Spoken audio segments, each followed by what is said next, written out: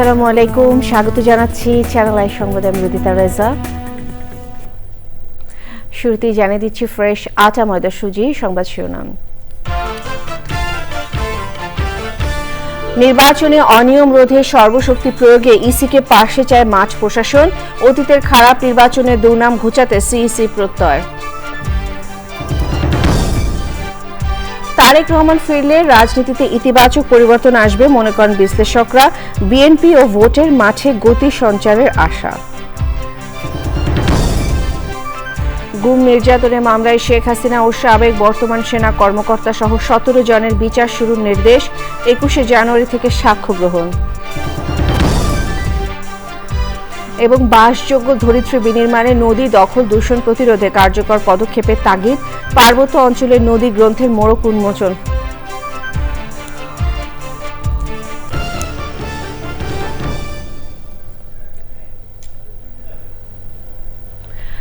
সংবাদ শিরোনামগুলো জানাচ্ছিলাম। এখনকার এই সংবাদ আয়োজন একই সঙ্গে চ্যানেলের ইউটিউব চ্যানেল এবং চ্যানেলের ওটিটি প্ল্যাটফর্ম আইস্ক্রিনে লাইভ স্ট্রিম হচ্ছে। জাতীয় সংসদ নির্বাচন 2026।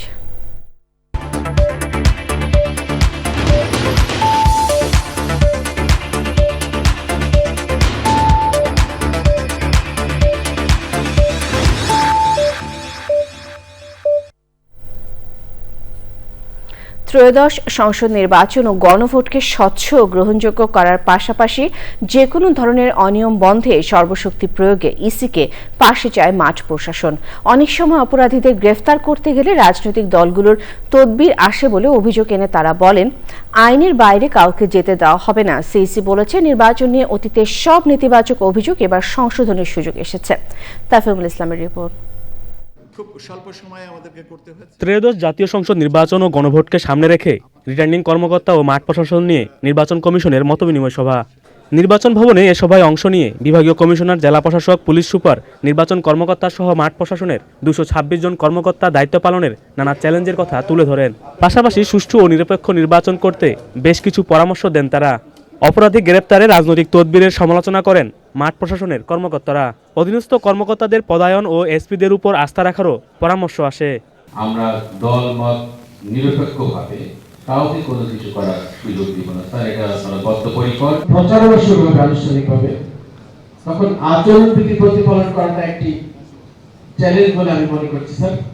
পুলিশ মহাপরিদর্শক বলেন, দায়িত্ব পালনে তাদের প্রতিবন্ধকতা রয়েছে, তবে এ বিষয়ে নির্বাচন কমিশনকে পাশে চান তারা। আমরা আমাদের সর্বশক্তি দিয়ে এবং সর্বাত্মক প্রচেষ্টার মাধ্যমে এইবারের এই নির্বাচন সফল, সুন্দর, শান্তিপূর্ণভাবে করতে পারবো এবং এর সম্পূর্ণ সক্ষমতা আমাদের আছে। সিইসি বলেন, নির্বাচনে গুরুদায়িত্ব পালনে কোনো বিচ্যুতি ঘটানো যাবে না। ব্যর্থ হওয়ার কোনো সুযোগ নাই। আপনারা ভালো থাকলে, আপনারা ভালো কাজ করলে আমি ভালো থাকি এবং আমি ঘুম হই। আপনারা যদি ভালো না থাকেন, আপনারা যদি ভালোভাবে কাজ না করেন, আমার ঘুম হারাম। আপনারা কাজ না করলে আমার অথরিটি কাজ করবে। It will not work, the system will fail. এই সিস্টেমটাকে ধরে রাখা, সিস্টেমটাকে চালু রাখা এবং সিস্টেমটা যাতে ডেলিভার করতে পারে সেই ব্যবস্থা করা, এইটার সম্পূর্ণ দায়িত্ব আপনাদের। প্রশাসন সাহস দিলে নির্বাচন কমিশন সাহস পাবে বলে জানান CEC. Tafimul Islam, channel I, Dhaka. এবারে অন্যান্য সংবাদ। বিএনপির ভারপ্রাপ্ত চেয়ারম্যান তারেক রহমানের ফেরার মাধ্যমে দেশের রাজনীতিতে ইতিবাচক পরিবর্তন আসবে বলে মনে করছেন বিশ্লেষকরা। অভ্যন্তরীণ ও আঞ্চলিক রাজনীতিতেও গভীর প্রভাব ফেলবে বলে মনে করেন তারা। বিএনপির সাংগঠনিক শক্তি আরও সুসংহত হওয়ার পাশাপাশি ভোটের মাঠে নতুন গতি সঞ্চার হবে। বিশ্লেষকদের মতে নানানমুখী চ্যালেঞ্জও মোকাবেলা করতে হবে তারেক রহমানকে। আক্তার হোসেনের রিপোর্ট। দীর্ঘ 1.5 যুগের নির্বাসনের অবসান ঘটিয়ে 25 ডিসেম্বর লন্ডন থেকে দেশে ফিরছেন বিএনপির ভারপ্রাপ্ত চেয়ারম্যান তারেক রহমান। তার আগমন ঘিরে এখন আলোচনা সব অঙ্গনে। আপনারা কি আমার কথা শুনতে পাচ্ছেন? বিশ্লেষকদের মতে তারেক রহমানের আগমনে আগামী নির্বাচন নিয়ে যেমন অনিশ্চয়তা কেটে যাবে, তেমনি বিএনপি নেতাকর্মীদের মধ্যেও নতুন প্রাণের সঞ্চার ঘটবে, যার প্রভাব থাকবে আগামী জাতীয় নির্বাচনেও। যে দীর্ঘদিন পর তিনি দেশে আসছেন এবং এমন সময় দেশে আসছেন যখন আগামী নির্বাচন দরজায় করা নাড়ছে এবং একই সাথে রাজনৈতিক অঙ্গনে অনেক সংকট আছে। বাংলাদেশের রাজনীতিতে এক ধরনের যে শূন্যতা তৈরি হয়েছে, সেই শূন্যতাটা তারেক রহমানের আগমনের ফলে মধ্য দিয়ে এটি পূরণ হবে এবং এই কারণে দেশের মানুষেরও কিন্তু একটা আগ্রহের কেন্দ্রবিন্দুতে পরিণত হয়েছেন। দল হিসাবে বিএনপি আগামী নির্বাচনে এর একটা বড় সুফল পাবে তারেক রহমানের উপস্থিতি। দল হিসেবে বিএনপির ক্ষমতায় যাওয়া এবং দলের বাইরে জাতীয় নেতা হিসেবে তারেক রহমানের নিজেকে প্রমাণের বহু চ্যালেঞ্জ মোকাবেলা করতে হবে বলে মনে করেন এই রাষ্ট্রবিজ্ঞানী। জাতীয় নেতৃত্ব তখনই এটা বুঝবো আমরা যখন তারেক জিয়া প্রথম কথা হলো তিনি রাজনীতিতে জাতীয় সমস্যাগুলো নিয়ে তার ভাবনা কি ভাবছেন এবং তিনি জাতীয় সমস্যাগুলোকে দূর করার ক্ষেত্রে কী ধরনের উদ্যোগ হাতে নিচ্ছেন। আমরা দেখব যে তিনি সমালোচনা করার তাকে যখন সমালোচনা করা হবে তখন এই সমালোচনাটাকে তিনি কিভাবে দেখছেন, এই বিষয়গুলো খুব ইম্পর্টেন্ট। সব কিছুর উপরে নির্ভর করছে তিনি আসলে জাতীয় নেতা হিসেবে কতটুকু সফল হবেন। বিশ্লেষকরা বলছেন তারেক রহমানের আগমন তৃণমূলের নেতাকর্মীদের মাঝে যে জাগরণ তৈরি করবে তা ভোটের মাঠের হিসাব নিকাশ বদলে দিতে পারে। এই সংখ্যাটাকে আরো বাড়িয়ে দিয়েছে। Akhtar Hossain, channel I, Dhaka. বিএনপির ভারপ্রাপ্ত চেয়ারম্যান তারেক রহমান বিমান বাংলাদেশ এয়ারলাইন্সের যে ফ্লাইটে দেশে ফিরবেন সেই ফ্লাইটের আরও 2 কেবিন ক্রুকে এবার লন্ডন থেকে পরিবর্তন করা হয়েছে। বিমান কর্তৃপক্ষ জানিয়েছে নিরাপত্তাজনিত শঙ্কা ও রাজনৈতিক সংশ্লিষ্টতা নিয়ে গোয়েন্দা তথ্যের ভিত্তিতে এই সিদ্ধান্ত নেওয়া হয়েছে। বুধবার সন্ধ্যায় লন্ডনের হিথ্রো বিমানবন্দর থেকে বিমানের ফ্লাইটে রওনা হয়ে বৃহস্পতিবার তারেক রহমানের ঢাকায় পৌঁছানোর কথা রয়েছে। সেই ফ্লাইটে ক্রুরা রোববার ঢাকা থেকে রওনা হবার আগ মুহূর্তে গোয়েন্দা তথ্যের ভিত্তিতে 2 কেবিন ক্রুকে সরিয়ে দেয় বিমান। এবার লন্ডনে থাকা আরও 2 কেবিন ক্রুকে সরিয়ে দেওয়া হয়েছে। এই 2 এসএসএফ এর মধ্যে একজনের নিরাপত্তা ছাড়পত্র নেই, আরও একজনের রাজনৈতিক সংশ্লিষ্টতা পাওয়া গেছে। তাদের পরিবর্তে মঙ্গলবার সকালে ফ্লাইটে নতুন 2 ক্রুকে ম্যানচেস্টার পাঠানো হয়েছে। রাতে পৌঁছে ম্যানচেস্টার থেকে তারা বাসে লন্ডন পৌঁছাবেন এবং বুধবার তারেক রহমানের ফ্লাইটে দায়িত্ব পালন করবেন।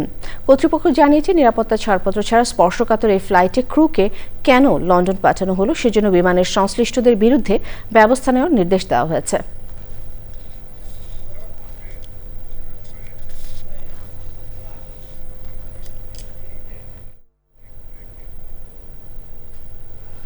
জাতীয় অর্থনৈতিক পরিষদের নির্বাহী কমিটি একনেকের সভা হয়েছে।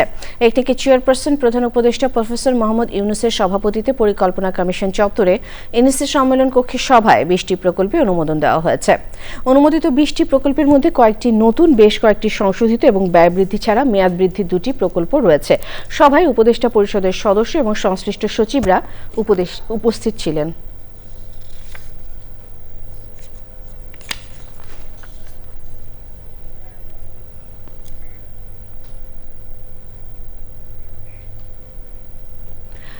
আওয়ামী শাসনামলে র্যাবের টিএফআই সেলে গুম নির্যাতনের অভিযোগে করা মামলায় সাবেক প্রধানমন্ত্রী শেখ হাসিনা ও সাবেক বর্তমান সেনা কর্মকর্তা সহ 17 জনের বিরুদ্ধে অভিযোগ গঠন করে বিচার শুরুর নির্দেশ দিয়েছেন আন্তর্জাতিক অপরাধ ট্রাইব্যুনাল 1। 21শে জানুয়ারি সূচনা, বক্তব্য ও সাক্ষ্য গ্রহণের দিন ঠিক করেছেন আদালত। তবে কারাগারে থাকা 10 সেনা কর্মকর্তা নিজেদের নির্দোষ দাবি করে ন্যায় বিচার প্রত্যাশা করেছেন। র্যাবের টিএফআই সেলে গুম নির্যাতনের অভিযোগ করা মামলার 17 আসামির মধ্যে 10 জন গ্রেফতার আছেন। তারা হলেন colonel Anwar Latif Khan, colonel Mohammad Jahangir Alam, colonel Tofail Mostafa Sarwar, colonel KM Azad, colonel Mohammad Kamrul Hasan, colonel Mohammad Mahbub Alam, colonel Mohammad Abdullah Al Momen, lieutenant colonel Mohammad Sarwar Bin Kashem, lieutenant colonel Mohammad Mashiur Rahman Jewel ও লেফটেন্যান্ট কর্নেল সাইফুল ইসলাম সুমন। পলাতক 7 আসামি শেখ হাসিনা, আসাদুজ্জামান খান কামাল, সাবেক মেজর জেনারেল তারেক আহমেদ সিদ্দিকী, সাবেক আইজিপি বেনজির আহমেদ, সাবেক অতিরিক্ত আইজিপি M খুরশিদ হোসেন ও মোহাম্মদ হারুনুর রশিদ এবং লেফটেন্যান্ট কর্নেল মোহাম্মদ খায়রুল ইসলাম। তাদের বিরুদ্ধে অভিযোগ গঠনের বিষয়ে আদেশ দেন ট্রাইব্যুনাল 1। শতাধিক মানুষকে গুম ও খুনের অভিযোগে সাবেক সেনা কর্মকর্তা জিয়াউল আহসানকে গ্রেফতার দেখিয়ে কারাগারে পাঠিয়েছেন ট্রাইব্যুনাল। অভিযোগ গঠনের বিষয়ে শুনানি 4 জানুয়ারি।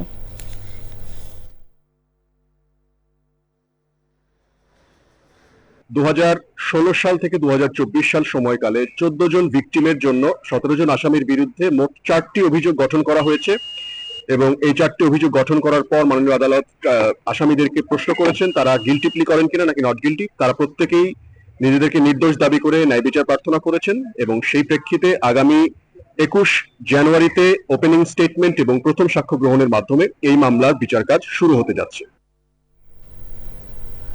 বাংলাদেশে নিযুক্ত ভারতীয় হাইকমিশনার প্রণয় কুমার ভার্মাকে আবারও তলব করেছে পররাষ্ট্র মন্ত্রণালয়। নয়াদিল্লিতে বাংলাদেশ হাইকমিশন ও বাসভবনের বাইরে হামলা এবং শিলিগুড়িতে বাংলাদেশ ভিসা সেন্টারে ভাঙচুরের ঘটনায় সরকারের গভীর উদ্বেগ জানাতে বাংলাদেশে নিযুক্ত ভারতীয় হাইকমিশনার প্রণয় ভার্মাকে তলব করা হয়। এ সময় এ ধরনের সহিংস হামলা নিন্দা জানিয়ে প্রয়োজনীয় ব্যবস্থা গ্রহণের আহ্বান জানিয়েছে বাংলাদেশ। একই সঙ্গে ভারত সরকার এ ধরনের কর্মকাণ্ডের পুনরাবৃত্তি রোধে এবং ভারতে বাংলাদেশের কূটনৈতিক মিশন এবং সংশ্লিষ্ট স্থাপনাগুলোর নিরাপত্তা ও সুরক্ষা নিশ্চিত করবে বলে বাংলাদেশ আশা করছে। এক বিবৃতিতে ভারত সরকারের প্রতি এসব আহ্বান জানায় বাংলাদেশ সরকার।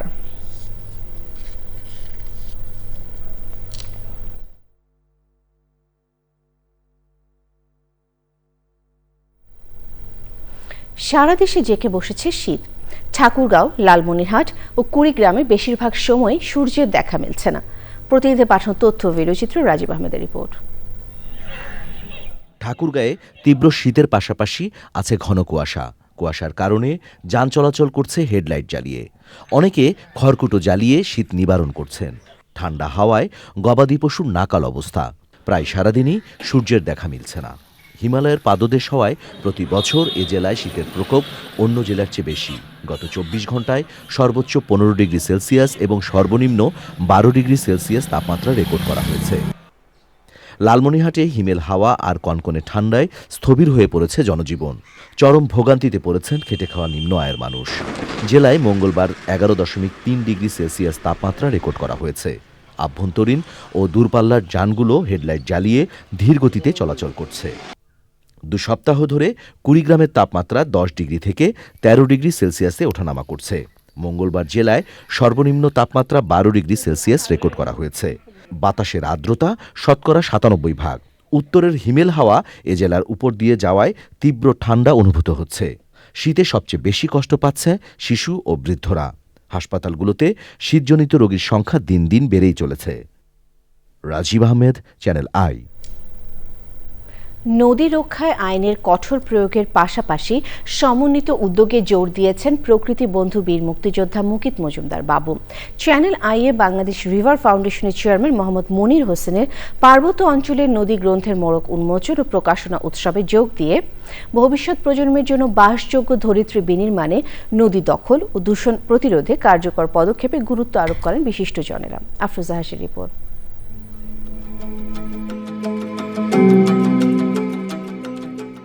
বাংলার নদী শুধু জলাধার কিংবা ভৌগোলিক সত্তা নয়, এই অঞ্চলের ইতিহাস, সংস্কৃতি, অর্থনীতি, জীবন ও জীবিকার অবিচ্ছেদ্য অংশ। সমতল থেকে পাহাড়, ভূপ্রকৃতির ভিন্নতা সত্ত্বেও আবহমান বাংলায় নদী মানুষের বেঁচে থাকার রসদ। তবে জলবায়ু পরিবর্তনের পাশাপাশি উন্নয়ন আর আধুনিকতার নামে পার্বত্য অঞ্চলের নদীগুলো আজ বিপন্ন। এমন বাস্তবতায় চ্যানেল আইয়ের মোস্তফা মনোয়ার স্টুডিওতে পাহাড়ি নদীর গতিপ্রবাহ পরিবর্তনের সম্ভাব্য ঝুঁকি নিরূপণ, গবেষণাসহ সব প্রজন্মকে নদী প্রকৃতির সংরক্ষণ আন্দোলনে যুক্ত করার প্রয়াসে পার্বত্য অঞ্চলের নদী গ্রন্থের মোড়ক উন্মোচন। নদীর সৌন্দর্য, নদীর অববাহিকা, এ সব কিছুই আসলে আমাদের জাতীয় জীবনেও মারাত্মকভাবে প্রভাব রাখে। ভবিষ্যতে পাহাড়ি নদী নিয়ে গবেষণা, নীতি, পরিকল্পনা, জনসচেতনতা বৃদ্ধিতে একটি সহায়ক গ্রন্থ হিসেবে কাজ করবে এবং নদী আন্দোলনের কারীদের ক্ষেত্রে একটি অনুপ্রেরণা যোগাবে। নদী রক্ষায় নীতি পরিকল্পনা ও কার্যকর ব্যবস্থাপনার তাগিদ বিশিষ্টজনদের। প্রত্যেকটা নদীর উৎপত্তি এবং এই নদীগুলোর সাথে কি কি সম্পর্ক, ওখানকার মানুষ এবং জীবন জীবিকার তার চলন, এটার একটা বিস্তৃত বর্ণনা আছে। এখনো যদি নদীগুলো রক্ষায় এগিয়ে না আসি তাহলে সভ্যতা থাকবে না, সমাজ থাকবে না, প্রকৃতি থাকবে না এবং আমাদের জীবন থাকবে না। পরিবেশ প্রকৃতি এটা ভালো রাখতে হলে প্রত্যেকেরই স্ব স্থান থেকে আমাদের সেই দায়িত্বগুলো পালন করতে হবে। স্থানীয় কর্তৃপক্ষের সমন্বয়ে আলাদা একটা বডি তৈরি করতে হবে, যাতে করে আমরা দায়িত্বশীল হই বা আমরা দায়িত্ববান হই যে আমরা এই নদীটাকে এরা মিলে সংরক্ষণ করব। সভ্যতা, প্রাণ প্রকৃতি টিকিয়ে রাখতে নদী রক্ষার বিকল্প নেই বলেন প্রকৃতি বন্ধু বীর মুক্তিযোদ্ধা মুকিত মজুমদার বাবু।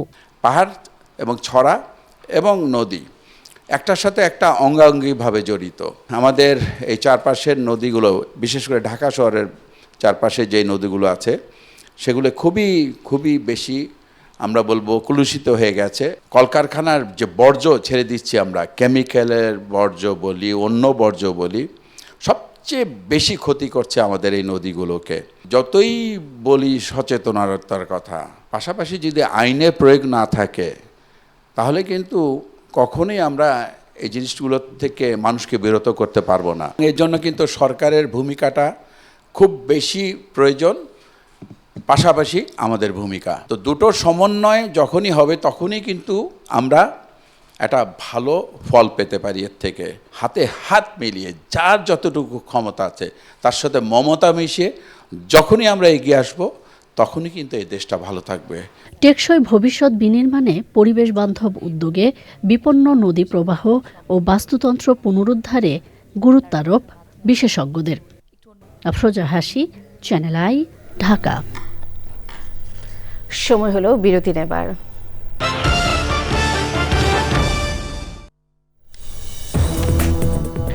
ফিরে এলাম বিরতির পর। দক্ষিণ মস্কোতে একটি গাড়ি বোমা বিস্ফোরণে রাশিয়ার লেফটেন্যান্ট জেনারেল ফানিল সারভাভ নিহত হয়েছেন। রুশ বিনিয়োগকারীরা এই ঘটনার জন্য ইউক্রেনকে দায়ী করলেও কিয়েভ এ বিষয়ে কোনো মন্তব্য করেননি। ইউক্রেনীয় কর্মকর্তা জানিয়েছেন সোমবার গভীর রাতে রাশিয়ান বাহিনী ইউক্রেনের কৃষ্ণসাগরীয় বন্দর নগরী ওডেসায় হামলা চালায়। এতে বন্দর স্থাপনা ও একটি জাহাজ ক্ষতিগ্রস্ত হয়। 24 ঘন্টারও কম সময়ের মধ্যে অঞ্চলটিতে এটি দ্বিতীয় হামলা। দেশটির স্বরাষ্ট্র মন্ত্রণালয়ের তথ্য মতে এতে একজন আহত হয়েছেন। ইউক্রেনের প্রেসিডেন্ট ভলোদিমির জেলেনস্কি বলেন, রাশিয়ার সীমান্ত ঘেঁষা গ্রাম হাভ্রোভস্কের বাসিন্দাদের রুশ সেনারা ধরে নিয়ে গেছে। আটক ব্যক্তিদের মধ্যে 13 জন ইউক্রেনীয় সেনার সদস্য।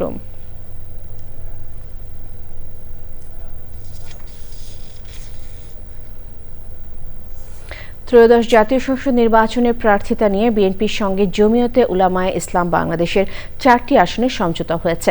দলের চেয়ারপারসনের গুলশান কার্যালয়ে বিএনপি মহাসচিব মির্জা ফখরুল ইসলাম আলমগীর জানিয়েছেন, নীলফামারী 1, নারায়ণগঞ্জ 4, সিলেট 5, ব্রাহ্মণবাড়িয়া 2 এই 4টি আসনে কেবল জমিয়তে উলামায়ে ইসলাম বাংলাদেশের প্রার্থী থাকবেন, বিএনপির কোনো প্রার্থী থাকবে না। রাহুল রায় রিপোর্ট।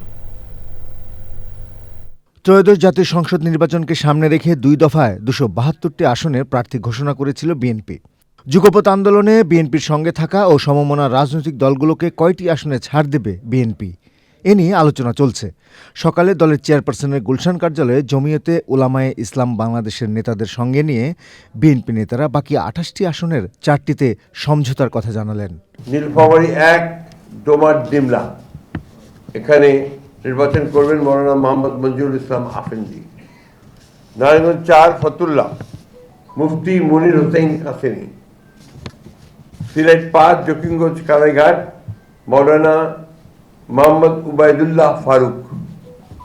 ব্রাহ্মণবাড়িয়া 2 সরাইল আশুগঞ্জ, মৌলানা জুনায়েদ আল হাবিব। এই আসনগুলোতে আমাদের কোনো প্রার্থী থাকবে না। আর ওনাদের মার্কা হচ্ছে কিন্তু খেজুর গাছ, সর্বপ্রাচীন দল। ঐতিহাসিকভাবে আমাদের সঙ্গে তাদের সম্পর্ক আছে। আইন শৃঙ্খলা পরিস্থিতি সহ বিভিন্ন ইস্যু নিয়েও কথা বলেন তিনি। কিছু সংখ্যক ব্যক্তি মহল তারা এই ট্রানজিশনাল যে প্রসেস এটাকে বাধাগ্রস্ত করার জন্য ভয়ঙ্করভাবে চক্রান্ত করছে। ট্রানজিশনাল পিরিয়ডে সরকারের ব্যর্থতার কারণে আইন শৃঙ্খলা পরিস্থিতি যথেষ্ট অবনতি হয়েছে। আমি ধন্যবাদ জানাই যে তারা তাদের কথা রেখেছেন যে আপনার 26 ফেব্রুয়ারি মাসের 12 তারিখে নির্বাচনের ঘোষণা দিয়েছেন এবং নির্বাচন কমিশন সেটাই করছেন। কিন্তু নির্বাচনের যে পরিবেশ তৈরি করা, এই পরিবেশ তৈরি করা যে তাদেরকে আরও সচেতন এবং ইতিবাচক ভূমিকা পালন করা দরকার। মির্জা ফখরুল ইসলাম আলমগীর জানিয়েছেন, সমমনা অন্যান্য রাজনৈতিক দলগুলোর সঙ্গেও আসন নিয়ে সমঝোতা হয়ে গেছে। Rahul Roy, channel I, Dhaka. নিটল টাটা কৃষি সংবাদ।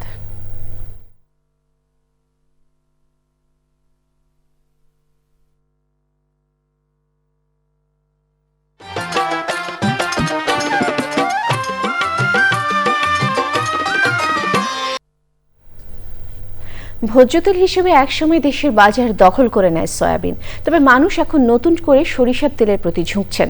সাথে বাড়ছে সরিষার আবাদও। সরিষা থেকে মধু, খৈল ও জ্বালানি কৃষককে এনে দিচ্ছে বাড়তি মুনাফা। প্রকৃতি সংবাদ।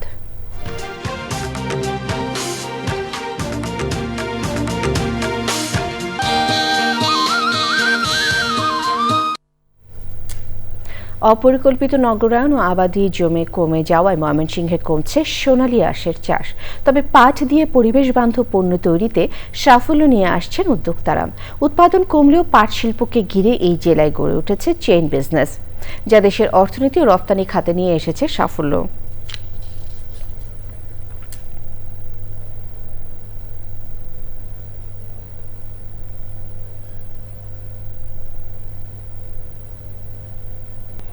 সবশেষে ফ্রেশ আটা ময়দা সুজি সংবাদ শিরোনামগুলো আরো একবার। নির্বাচনে অনিয়ম রোধে সর্বশক্তি প্রয়োগে ইসিকে পাশে চায় মাঠ প্রশাসন। অতীতের খারাপ নির্বাচনের দুর্নাম ঘোচাতে সিইসি প্রত্যয়।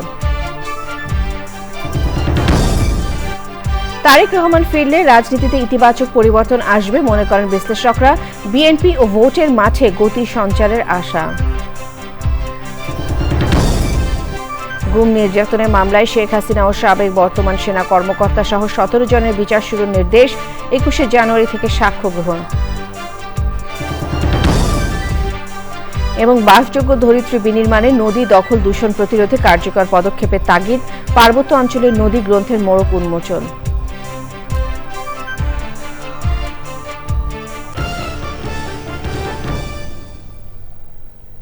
চ্যানেলে সর্বশেষ সংবাদ জানতে ভিজিট করুন channelonline.com-এ। যুক্ত থাকুন আমাদের সোশ্যাল মিডিয়া প্ল্যাটফর্মগুলোর সাথে। শেষ করছি চ্যানেল সংবাদ। ধন্যবাদ।